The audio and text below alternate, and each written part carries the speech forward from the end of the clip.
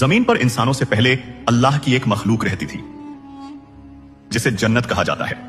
जब जिन्नातों ने जमीन पर फसाद, खुराफात और गुनाह के काम बढ़ा दिए तो अल्लाह ताला ने फरिश्तों को हुक्म दिया कि इस फसाद को खत्म कर दिया जाए।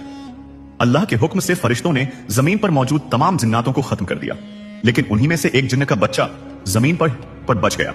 वह अकेला था, डरा हुआ था और रो रहा था। उस बच्चे का नाम एजाजील था। फरिश्तों ने उसका रोना सुना और अल्लाह की बारगाह में अर्ज किया, मौला, जिन्नात का एक बच्चा जमीन पर रो रहा है, आपका क्या हुक्म है? अल्लाह ताला ने फरिश्तों से फरमाया, इसे उठा लाओ और इसे तुम लोग तालीम दो। फरिश्ते एजाजील को उठाकर अर्श पर ले आए और उसे इल्म व तालीम देना शुरू किया। जल्द ही इल्म के मैदान में एजाजील फरिश्तों से भी आगे निकल गया। यह देखकर फरिश्ते फिर अल्लाह की बारगाह में हाजिर हुए और अर्ज किया, मौला, यह तो हम लोगों से भी ज्यादा इल्म वाला हो गया है।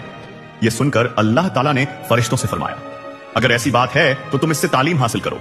एजाजील के लिए एक खूबसूरत झूला बनाया गया। वह उसी झूले पर बैठकर फरिश्तों को इल्म सिखाने लगा। एजाजील अब मुअल्लिम उल मलकूत यानी फरिश्तों का उस्ताद बन गया।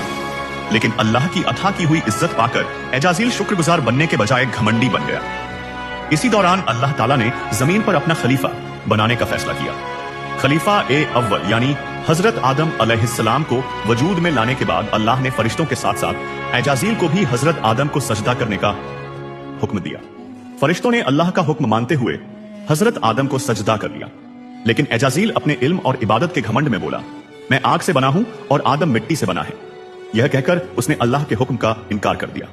इसी नाफरमानी और तकब्बुर की वजह से अल्लाह ताला ने एजाजील को इब्लीस शैतान बनाकर अपनी बारगाह से निकाल दिया।